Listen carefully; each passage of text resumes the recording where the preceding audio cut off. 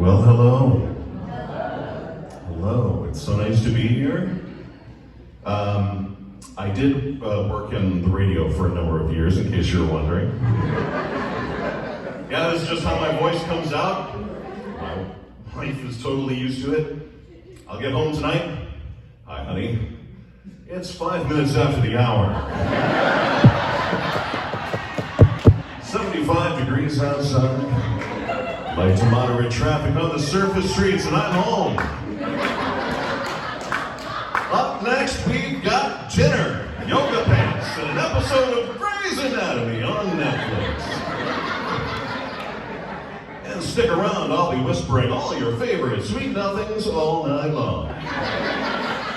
And the request lines are open. No, it's super fun. I worked on the radio for a long time. I did all kinds of stuff. I did news, I did country, I did top 40, I did rock and roll. I got fired from a radio station when I came out of a Def Leppard song and said, now there's a band I'd give my left arm to be in. Because Def Leppard fans are over there. Def Leppard was a band. Kind of like Coldplay, but with frizzy hair, leather pants, and misogyny.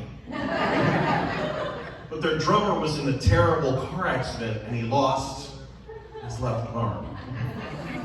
But he could still drum, right? Which is amazing. And there is no one I would rather sit next to on an airplane.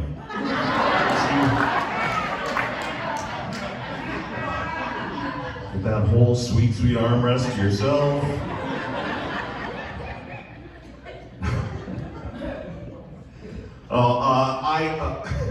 Having this voice is a little bit weird. Every once in a while, I'm kind of afraid that I'll get a phone call and people will think I'm a robot.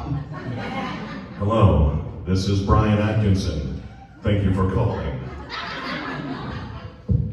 Operator! Talk to an operator! And then I'll have to call my mom back and pretend that I'm selling her a reverse mortgage. I've always wanted to be a performer. When I was a kid, I actually took ventriloquist lessons. You look scared. Don't worry. This is not one of those, oh, say hello to my little friend. We're not doing that. No, I was really good at the voice part, but terrible at the puppetry part. So I just told everybody the dummy was paralyzed. Does that make me a horrible person? Yeah, no, the real reason that I don't do ventriloquism anymore is this voice does not work at little kids' birthday parties. Hello, children. Would you like to be my friend? The kids are all running away, stranger danger! And the moms are giving me their phone numbers. Man, my voice changed kind of all of a sudden. I was in high school, that's when I started working in radio. I was actually auditioning for a school musical. And I started the audition way up here, and I finished way down here. For the rest of the year, I could call the school. Hello, this is Mr. Atkinson. Brian won't be at school today. And it worked great. It was awesome. Yeah, except that I was working in radio and I was afraid I'd be very careful that none of the radio stuff would come out while I was doing that on the call, so I Brian won't be at school today because he was caller number 3! Yeah.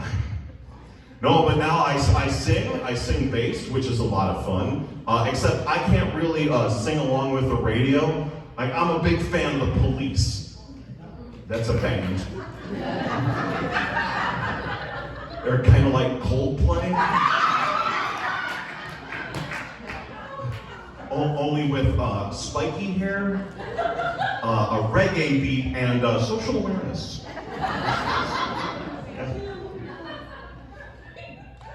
No, their song, Every Breath You Take, gets really creepy really fast.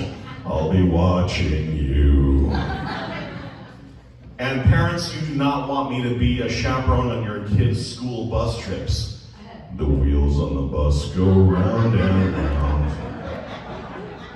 And it's the worst at Christmas. Santa Claus is coming to town. He sees you when you're sleeping.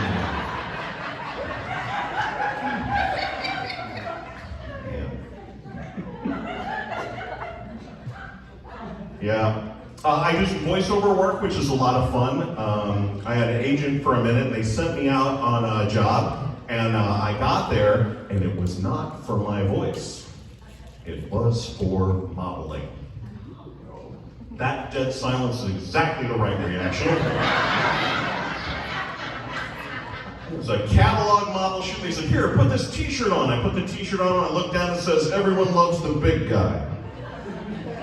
And that's how I found out I was a plus-size model. Yeah, I tried being a ventriloquist, a radio DJ, a voice actor, a model, and now I'm a comedian.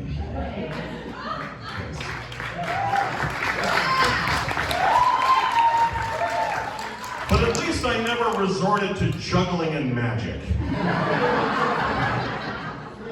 Juggling and magic is it's kind of like Coldplay.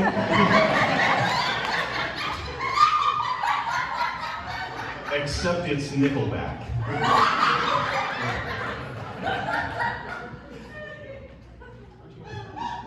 Well, I've done all kinds of really fun things with my voice over the years. My wife and I are in town today. We got to go to a Cubs game, and they won! It was awesome. Yeah, it was a walk-off. In the 10th, it was awesome. But a few years ago, I auditioned to be the Cubs PA announcer. So if you know Jeremiah Paprocki, he's the PA, and he's now batting, you know, that guy, right? And there were 2,500 people auditioned. They had 25 people come to Wrigley Field, and I got to be one of them. I got to call a pretend game from the booth. I got to hear my voice ring out in the friendly confines. It was awesome. It was one of the best memories of my life. And then they took me down to human resources to make sure that I knew a few things about baseball. I got this. Said, can you name 3 ways that a player can get to first base? No problem. I can get a single, a walk, or base on balls. They can get hit by a pitch. There's an obscure way that if a catcher drops a third strike, the player can steal first. But I think the one that everybody forgets about, dim the lights, open a bottle of wine, put on some Coldplay,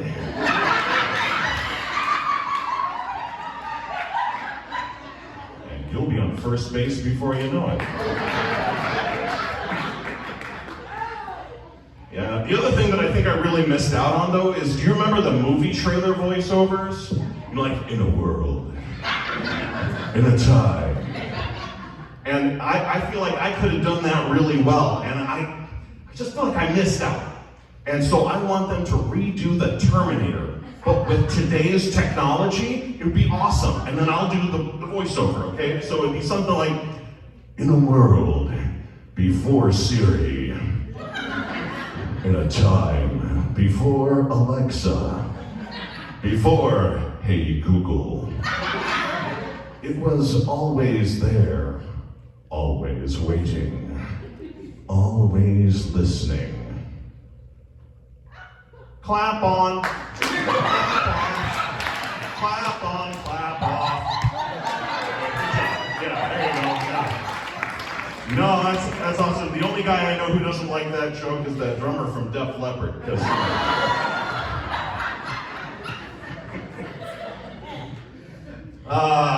I grew up adopted, which is awesome. Give it up for adoption, right? Yeah, that's what they said to my mom. So it was, yeah. I was actually adopted twice. The first one didn't take. Yeah. The thing that messed me up is my parents returned me. And it's like, I would love to say, it's like being like the dish that your mom sends back to the kitchen for being too spicy. I'd love to say I'm the Kung Pao chicken of adoption. But my family is so white, they think tap water is spicy. Oh, you can really taste the fluoride. Yeah, it's like my parents are there. It's like trying to return something to Amazon. Let's see, reason for return. Wrong size, wrong color. Defective, there it is. No, it really messed me up. My parents were not good at being parents. Like when I was about 5-6 years old, our family cat died, and we dug a grave in the backyard, and I'm standing there graveside, holding my mother's hand. Mom, am I gonna see Toki in heaven? Oh no, Brian. As an adopted child, you were conceived out of wedlock. So you don't have a soul. What? Make no mistake, Toki was going to heaven. Up there playing up with catnip and cat food and a little rubber mouse, but not soulless Brian. No, and they took me to church every Sunday. Why? I'm actually glad they did. Church is the place where I got my first really big laugh. You guys remember the pantyhose called Legs? It comes in the plastic egg? Yeah. There was a TV commercial when I was probably 5 or 6 years old where a kid spoke up at an inappropriate time. And on this one Sunday, it was my mom's turn to read scripture, and she walked to the front. I remembered that commercial. That's my mommy, the one with the wrinkly pantyhose. And it killed. Waves of laughter washed over me. I had never felt anything so amazing. I never felt so alive. Until we got to the car.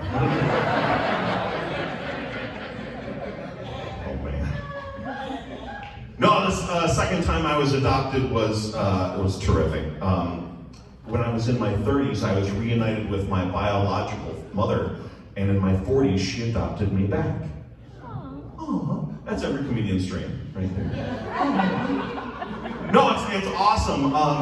The weird thing is that she lives in Mississippi, and that's where they did the paperwork, and they used the paperwork date as my new birth date.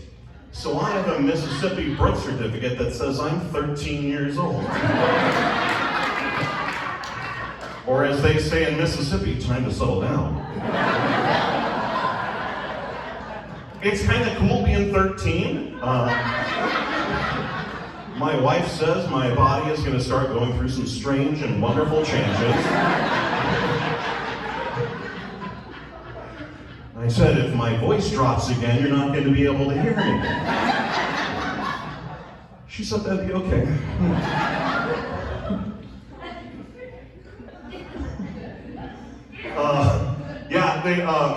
The very fun thing about getting to know my biological family is that my family are all super smart. My mom is a retired nurse practitioner, so she has a master's degree.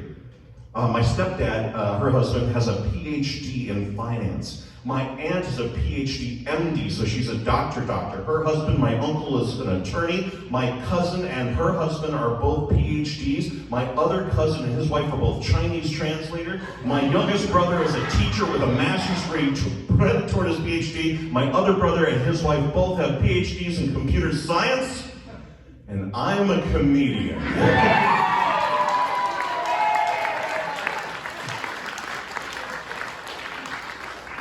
And sometimes I feel badly that I'm the only one who likes his job.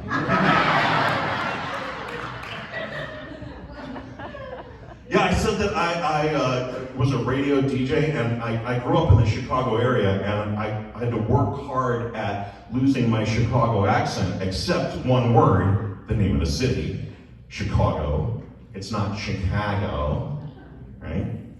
And the thing is that my folks grew up in Berwyn. Thank you. You know, I love doing that joke, and I never mention Berwyn because nobody's going to do that.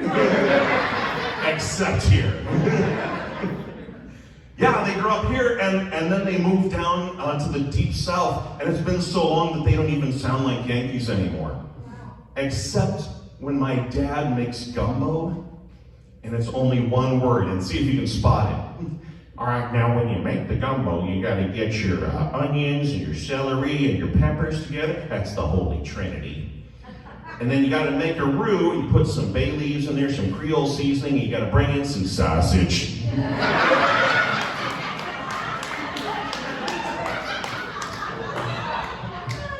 I'm sorry, Dad, what was that? Oh yeah, you gotta get some andouille sausage. It's the most Chicago word of all time.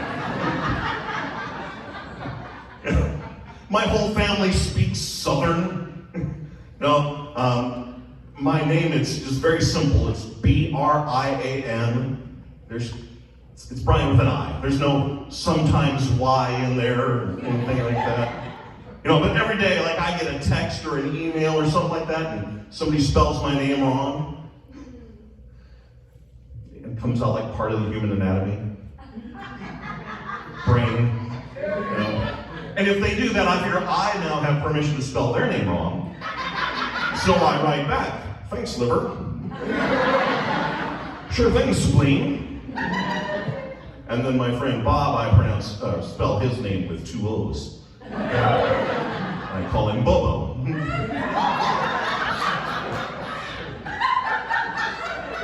But my family, when they pronounce my name, it comes out like B-R-I-I-I-I-I-I-N. Brian. Like I don't know if they're making a turkey or a batch of pickles. Yeah. My youngest brother, though, the first time I ever talked to him on the phone, I called the house, he picked up. Hello? Hello? David? Oh, hey, Brian, man, we can talk about your friend of mine who's had a baby. You want to hop over and take a look at it?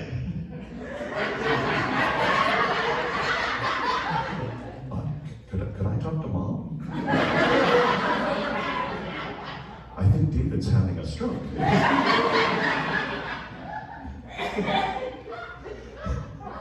That's awesome, though. You know, he's a teacher. He can speak clearly. He teaches petroleum science. Every day he's up in front of his classroom. All right, now today, class, we're going to talk about propane and propane accessories.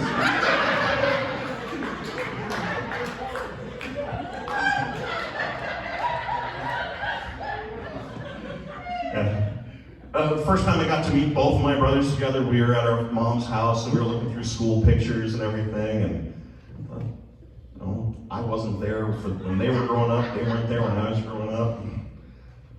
I started cracking jokes because that's what I do. Oh my God, you don't have any pictures of me. I'm like, wouldn't it be creepy if we did?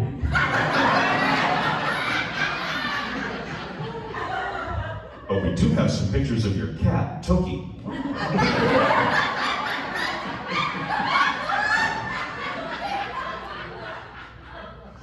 And that's how I knew I had real family. Thank you guys so much.